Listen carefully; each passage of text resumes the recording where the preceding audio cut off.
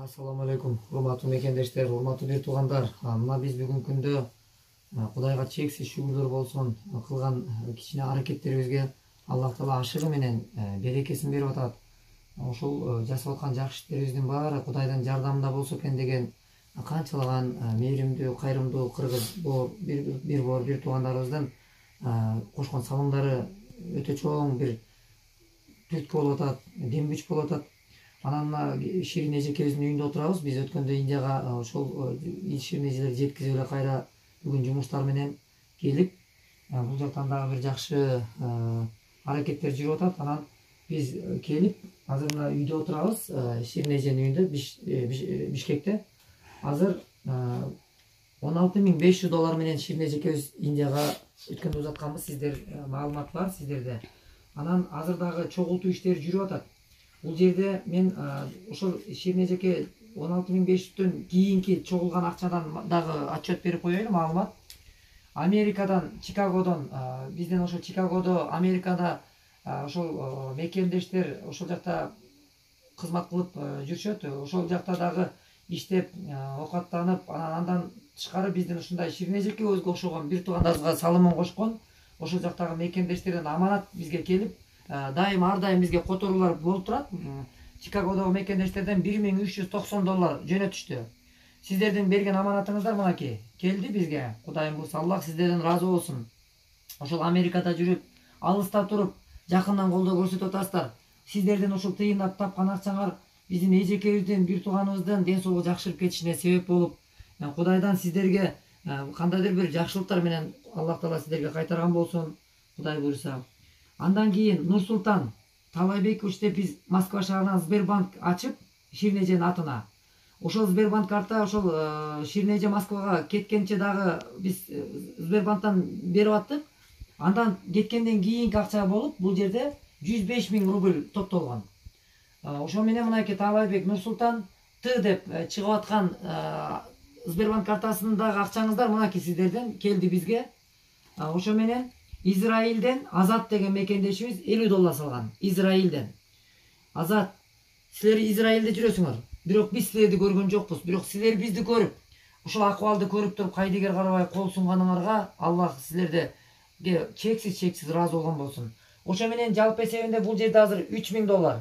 $3,000 и $4,000 сом акча бизге мынакей ушул жерде чогулду. Ошондо Бакыт байкеге дагы Америкадан өткөндө бизге байланышып берген бир туугандарыбыз. Ушунчалык ыраазычылык сиздерден. Алла ыраазы болсун. Анан бул жерде дагы ошол мынакей Бакыт байкеге дагы 50 сомдон чогулган акча. Анан кийин ошол Америкадагы келген мекендештерден дагы $150 берип жүргөн бир тууганыбыз. Ошо менен бул жерде да 20,000 сом. Ошондо сом менен 24,000 сом, анан $3,000 акча чогулуп отурат. $19,800 болуп турат бүгүнкү күндө. Мындайча айтканда $20,000 болду, Кудай буйрса, урматтуу бир туугандар.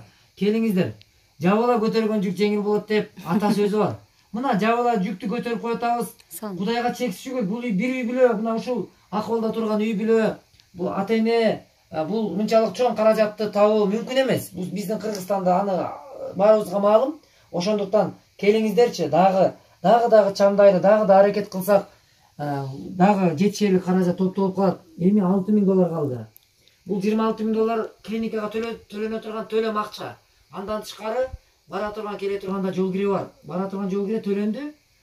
Кудай буйрса. Эми келе турган жол кири бар, андан тышкары дары-дармектер бар.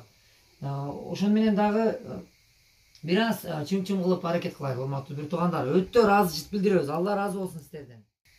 Ассаламу алейкум, урматтуу бир туугандар. Мына аз көп бүтүп азык алды буйрса, Аллах сиздердин берген бардык садакаңыздарды кабыл кылган болсун. 100 эселеп, 1000 эселеп сиздерге кайтарган болсун. Бардыгыбызчы Алла Тааладан бир үмүт кылып, бир кылган жакшылыгыбыз 1000 эсе кайтабы экен. Ахиретте биз ушун жакшылыгын көрөбүзбү деген үмүттө ушул жакшылыктарды кылып атабыз. Биздин деле ниет ошол.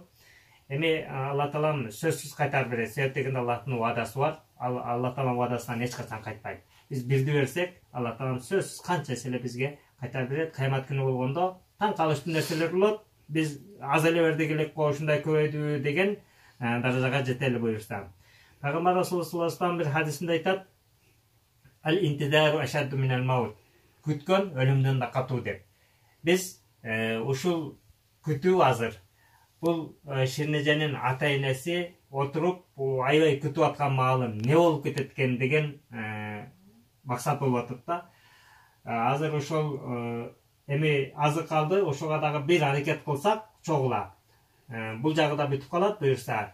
Бул Бактбайкен бул эженин күтүүсүн бир кубанычка айландыралы буюрса, чогулуп туруп. Иншаллах Бактбайке бул нерсе кубанычка айланат. Мына аз эле калды. Ширнеже дагы бир кубаныч менен үйүңүздөргө өзү чуркап күлүп жайнап келет буюрса. Аз калды бул нерсеге. Аллахтан үмүтүбүз чоң буюрса. Азыр кызым Индияда неберелерим менен күтүп атат. Ушунчалык эметкенине мына азыр келсе, мен Азамат келгенде канчалык сүйүнгөнүмөн деле эметип атам. Өткөндө ыйлабайм деген Азамат. Сөрөнө сана деген сана экен.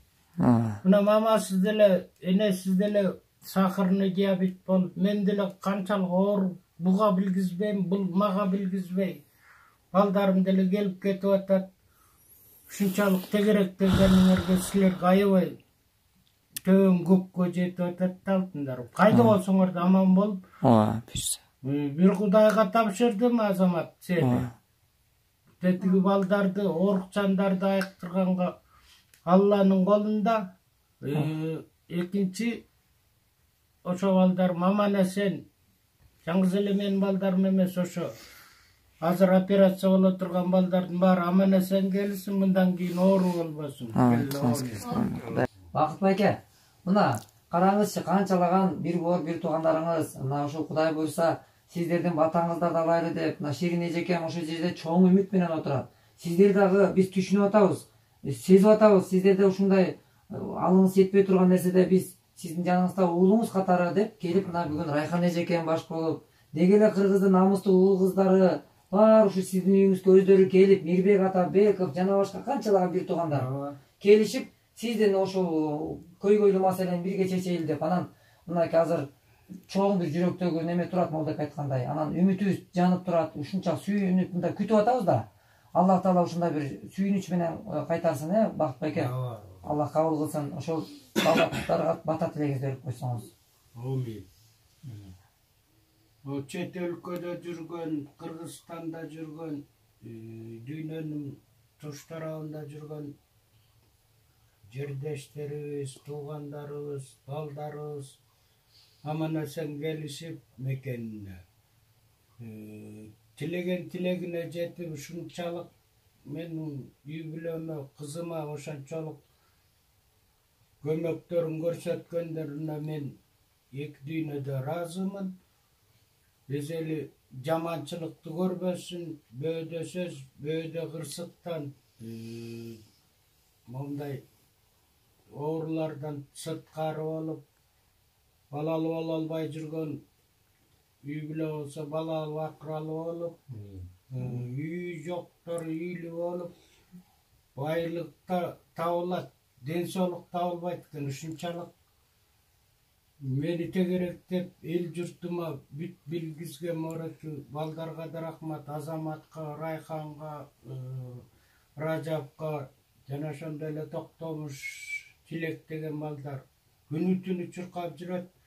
Ушулардын жолун жолдоп, Кыргыздын патриотмун деген жигиттери болуп, кайда болсоңор да аман эсен ата-энеңерге, бир туугандарыңарга, эл журтуңарга аман эсен келип алып, бөөдө кырсык, бөөдө ушактан тышкары болгула.